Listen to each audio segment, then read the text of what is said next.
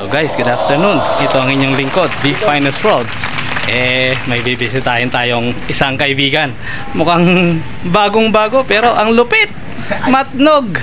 Clacker ang ibon guys. Pero sabi ko nga sa inyo, wala sa ano pa mang bagay ang kung kakatigan ka ng swerte. Basta't nakuha mo ang tamang sistema at tamang bloodline, walang hindi makukuha kapag determinado ang isang tao.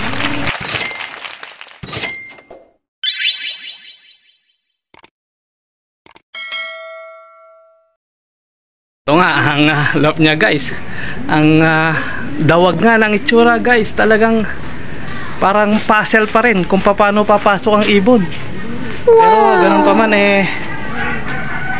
talaga naman kapag talagang para sa'yo, no? So napakasimple lang ng kanyang pliers loop guys. At kita nyo naman, ayan. Pero may sinasabi na, ika nga, ang kanyang pliers loop pa lang. So ang ating kaibigan guys ay bagong-bago pa lang sa pag-iibon, no? Pero ika nga, at passion niya kaya kahit pa paano, kita mo naman, matnog na, pumapalo pa ang kanyang ibon. So ipapakita ko sa inyo guys ang kanyang nag-clock ng second bird sa kanyang matnog sorsogon clacker.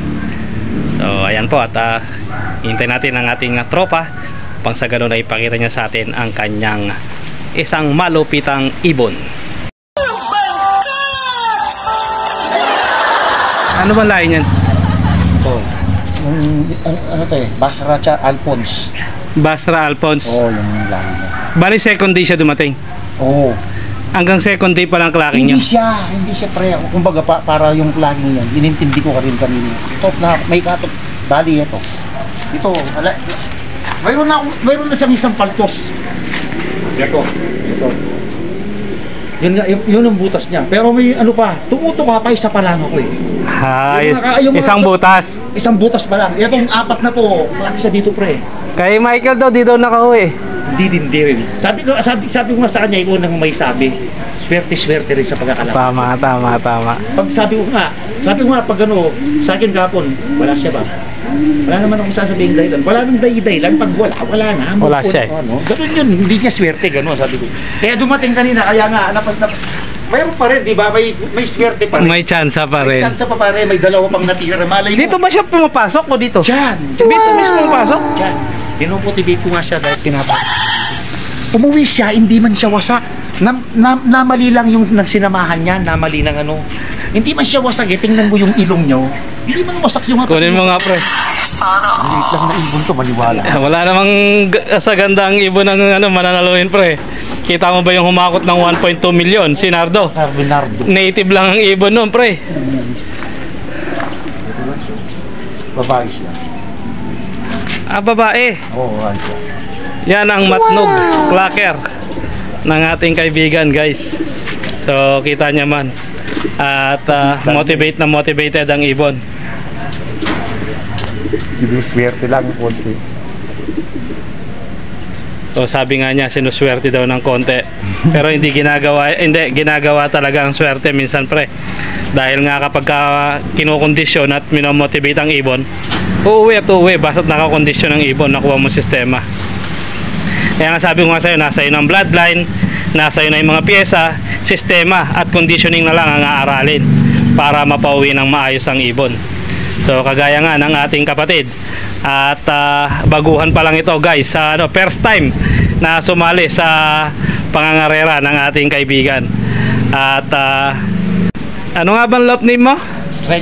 Estrella Lop. So guys, nagpapakilala ang Estrella Lop dito sa San Rafael, no?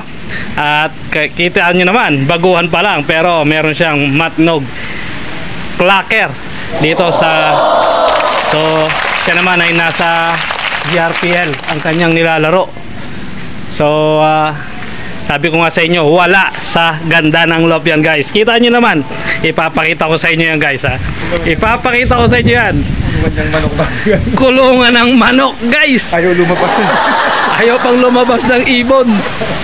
So pero matnog clacker yan guys. Kaya nga Ang sinasabi ko guys, wala sa ganda ng kulungan ang pagpapauwi ng duluhang karera. Nasa motibasyon, nasa kondisyon, ang bloodline kailangan una mong hanapin. Siyempre, ang bloodline ng mananaluhin ang iyong hahanapin. Nang sa ganon, bibigyan ka ng magandang performance ng ibon. Pangalawa, aralin mo ang sistema. At ang pangatlo, kondisyon mo ng maayos ang iyong ibon. Ang motivation dapat laging nandyan at ang determinasyon na manalo. Dahil kung wala kang willingness manalo guys, kahit anong gawin mo sa sports na iyong pinasukan, nag-aaksaya ka lang ng panahon. As long as masaya ka sa ginagawa mo, go ka lang. At higit sa lahat, alam mo sa sarili mo na kung kaya ng iba, kaya mo rin. Kaya nga sabi ko sa inyo guys, ang pag-iibon ay napakasaya. Bukod sa mga kaibigan na iyong makukuha, siyempre, aaralin mo. Kaya nga para kang nag-aalaga ng isang atleta. Ayan. So, ang ating si Parin Jeff, ang Estrella Loop. Ayan. So, galing pa ng biyahe yan guys. Pagdating ko kabababa lang sa kanyang kabayo niya. At talagang determinasyon lang talaga at motivation sa mga ibon ang nagpauwi sa kanyang ibon na ang kanyang kulungan ay kulungan ng manok. Diba? Sabi ko nga sa inyo, nagulat nga ako guys tinuturo ko nga ito guys, ito ang kulungan niya. Sabi ko, ang sabi nga ng ating kaibigan, ayan ang kanyang kulungan. Hindi ko ini-expect na yan yung ibon na nag-clock from Matnog, Sorsogon. So tinitingnan ko nga dun sa may malaking loob, sabi ko ang gaganda ng kanyang mga ibon. Hindi pala, nandito pala sa kulungan ng manok ang umuwi galing ng Matnog, Sorsogon. So, lamang guys, ang inyong lingkod, Be Finest World.